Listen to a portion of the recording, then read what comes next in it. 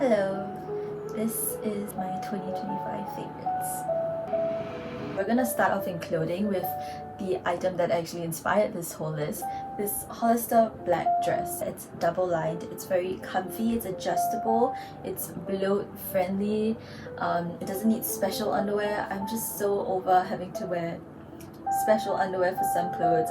Second on the list of clothing is this Oshio white tee.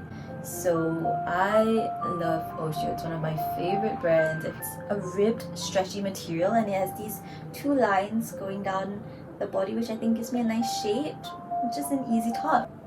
Yes, and last are these sleeping shorts, like that they're a nice muted red. Been quite enjoying wearing red actually. And yeah, comfy, short, breezy, all the things I need. Oh, and not too tight. Next category is beauty, and I have two items for this category. So the first one is the Morphe Wake Up Artist Concealer. Once I saw the shade Sand, I just knew it would work. I just love how fat the brush is. Oh, and I also feel like it brightens up my face in a very natural way, and so the second item is the Haus Labs Glossy Blush Balm in Rosette. So Carolyn actually got me this, and it's a great shade. I use it on my cheeks, I use it on my lips sometimes, and it's easy. Okay, on to items. The first thing on the list is my tube squeezer. Next one on the list is my water pick. This came in particularly handy when I got my wisdom tooth removed. I took out one of them.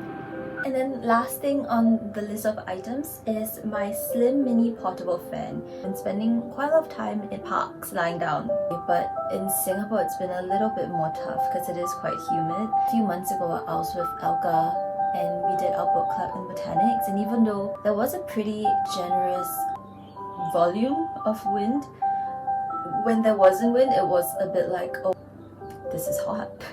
On to the next category, food. This was tough competition.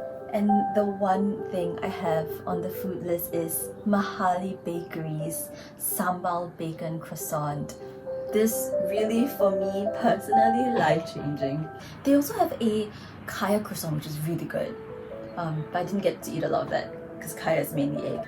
Okay, for books, I also only have one book on this list. I actually was looking back and I did read quite a few good books, and if anyone is curious about how I felt towards all the books I read, please check out my book club, 2-day book club. But yes, so the one book is Emily Itami's Kagugori Summer. One of the main characters in this book shares the same name as me, Ray. Let me read you our review. Set against the shimmering backdrop of a Japanese summer, it follows 3 sisters reconnecting in their childhood home in a small Japanese seaside town.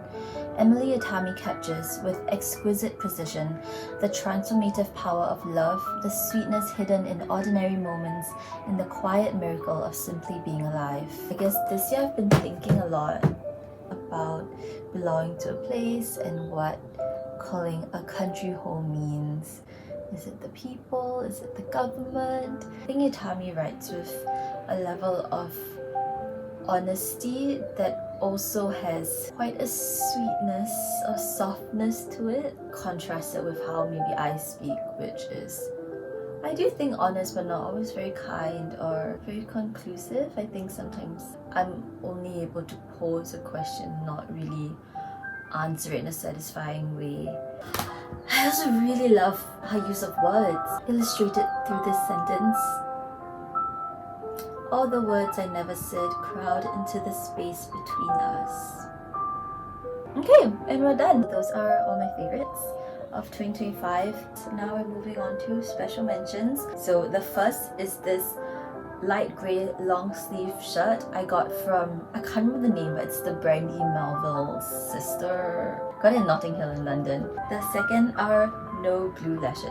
So Selwyn actually introduced Sue and I to this on our Korea trip, and it has been so crazy life-changing. Third on the list are actually these glasses I'm wearing. They're from Blue Elephants. They're comfy, they're really sturdy, and they were supposed to be $50, not including how much I paid for the lenses. Fourth on the list is this chain. I just loved the shade of silver. I realized I really like light, almost whitish shades of metal. And then the last one is this book titled This Is Gonna Hurt by Adam Kay. It was funny, it was thoughtful, it drove some really serious messages in digestible and approachable way. It was very clever of him, and I like that skill. I would love to possess that skill, so I'm praying that everyone has a silly, joyful, and very satisfying 2026. Thank you for watching.